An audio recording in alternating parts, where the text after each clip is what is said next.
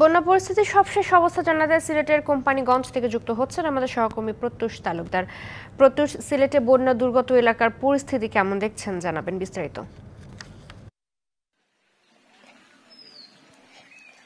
আসলে সিলেটের ৭টি উপজেলা কিন্তু ঢলের পানিতে প্লাবিত হয়েছে।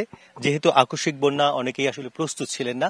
যে বিষয়টি প্রশাসনের পক্ষ থেকে আমাদেরকে জানানো হয়েছে যে সিলেটের জকিগঞ্জ, কানাইঘাট উপজেলা, এছাড়াও রয়েছে কোম্পানিগঞ্জ, গোয়েনঘাট, জৈন্তাপুর, ফেঞ্চুগঞ্জ সহ আরো ২-১টি উপজেলার আংশিক কিন্তু ঢলের পানিতে নিম্নাঞ্চলগুলো তলিয়ে গেছে এবং এরই মধ্যে যে সকল আশ্রয়কেন্দ্র প্রশাসন প্রস্তুত করে রেখেছিল, প্রশাসনের ভাষ্যমতে প্রায় ৫৫০র মতো আশ্রয়কেন্দ্র কিন্তু প্রস্তুত রাখা হয়েছিল এবং সেখানে ৫,০০০-এর মতো মানুষ উঠেছেন। তবে এই অঞ্চলের বেশ কিছু জায়গায় আমরা দেখেছি যেগুলো একেবারেই প্রত্যন্ত অঞ্চল, সেখানে নৌকার ব্যবস্থা নেই, রাস্তাঘাট আসলে তলিয়ে গেছে, বেশিরভাগ রাস্তাঘাটই তলিয়ে গেছে এবং গতকাল পর্যন্ত কিন্তু অনেক বাড়ি ঘরে হাঁটু থেকে কোমর পাড়ি পর্যন্ত ছিল। তবে কোম্পানিগঞ্জ, গোয়েনঘাট এবং জৈন্তাপুরের যে সকল এলাকা, যে সকল নদ নদী বিশেষ করে, সেগুলোর পানি আগের চেয়ে কিছুটা কমেছে, অর্থাৎ বিপদ সীমার উপর দিয়ে আগে প্রবাহিত হচ্ছিল, এখন সেটি কিছুটা কমেছে, যে কারণে পানি কিছুটা কমতির দিকে। তবে আরেকটি শঙ্কার বিষয় হচ্ছে সাধারণ মানুষের পানি কমার সাথে সাথে কিন্তু বন্যার ক্ষতচিহ্ন ফুটে ওঠে, যেটি আসলে রাস্তাঘাট, শিক্ষা প্রতিষ্ঠান সহ মানুষের বাড়ি ঘরের যে দেয়াল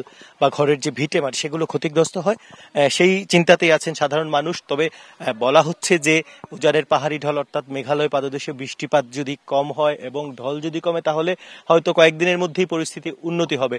তবে সুরমা এবং কুশিয়ারা নদীর পানি ৪টি পয়েন্টে বেড়ে যাওয়ায় সেটি কিন্তু দুশ্চিন্তার কারণ হয়ে দাঁড়িয়েছে এবং বলা হচ্ছে যদি এই পানি বৃদ্ধি অব্যাহত থাকে তাহলে কিন্তু আরো বেশ কিছু এলাকা প্লাবিত হবে। এছাড়াও আরেকটি বিষয় বলে রাখি, সিলেটের সিটি কর্পোরেশন এলাকার প্রায় নদী তীরবর্তী সুরমা নদীর সিলেট পয়েন্টে পানি বিপদসীমা অতিক্রম করার পর থেকে কিন্তু সিটি কর্পোরেশনের প্রায় বেশ কয়েকটি ওয়ার্ডের ৪ থেকে ৫,০০০ মানুষ পানিবন্দী হয়ে পড়েছেন, হাঁটু থেকে কোমর পানি পর্যন্ত অনেকের বাড়িতে প্রবেশ করেছেন। তো সবকিছু মিলিয়ে এখন পর্যন্ত সিলেটের ২টি উপজেলা এবং সিলেট সদরে এবং সিলেট সিটি কর্পোরেশন এলাকায় বিশেষ করে বেশ কিছু মানুষ পানিবন্দী রয়েছেন, ভোগান্তি রয়েছেন। এছাড়াও গোয়েনঘাট সহ অন্যান্য এলাকাতে রয়েছেন। তবে বলা হচ্ছে যে উজানের পাহাড়ি ঢল যদি কিছুটা কমে তাহলে বন্যা পরিস্থিতি উন্নতি হবে, না হলে সহসা এই পরিস্থিতি পরিবর্তন হচ্ছে না, সেটি জানিয়েছেন আমাদেরকে সংশ্লিষ্টরা।